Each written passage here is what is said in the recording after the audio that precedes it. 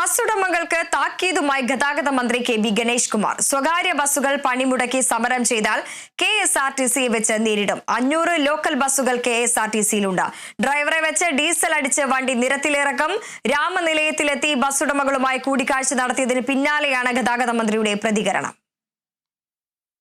അവരാദ്യം മത്സരവോട്ടൊക്കെ നിർത്തണം. പിന്നെ ഈ കുട്ടികളുടെ കൺസെഷൻ വർദ്ധിപ്പിച്ചിട്ട് ഈ നാട്ടിലൊരു വഴക്കുണ്ടാക്കാൻ അവരും കുട്ടികളായിട്ട് ചർച്ച നടത്തിയാണ്.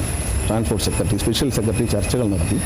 ആ ചർച്ചയിൽ കുട്ടികളൊരു സമവായത്തിന് തയ്യാറായില്ല. അപ്പോൾ അവരെ കൺസെഷൻ വർദ്ധിപ്പിച്ചിട്ട് അതൊന്നും ഒരു കാര്യമുള്ള കാര്യമല്ല. ഇവരിത് ഒരു ഇഷ്യൂ ആക്കി സമരം ചെയ്യട്ടോ എന്ന് ചോദിച്ചാൽ ഞാനെന്താ പറയാനാണ്? എന്നോട് ചോദിക്കുന്നത് അവർ സമരം ചെയ്യട്ടോ എന്ന്. ഞാൻ നിങ്ങൾ ചെയ്തു. ഓണക്കാലത്ത് ഓടിച്ചില്ലേ നമ്മൾ KSRTC 500 ബസ് കിടക്കും കേട്ടോ. KSRTCയിൽ 500 ബസ്, 500 മുതൽ 600 ബസ് KSRTCയുടെ കയ്യിൽ ലോക്കൽ ബസ് പണി ചെയ്ത് കുട്ടപ്പനാക്കി ഇട്ടിട്ടുണ്ട്. ഡീസൽ അടിക്കുക, ഡ്രൈവറെ വയ്ക്കുക, ഓടിക്കുക. ആ സമരം ചെയ്തോ. സമരം ചെയ്യുകയാണെങ്കിൽ ഈ KSRTC വണ്ടി മൊത്തം ഈ റോഡിലിറങ്ങും.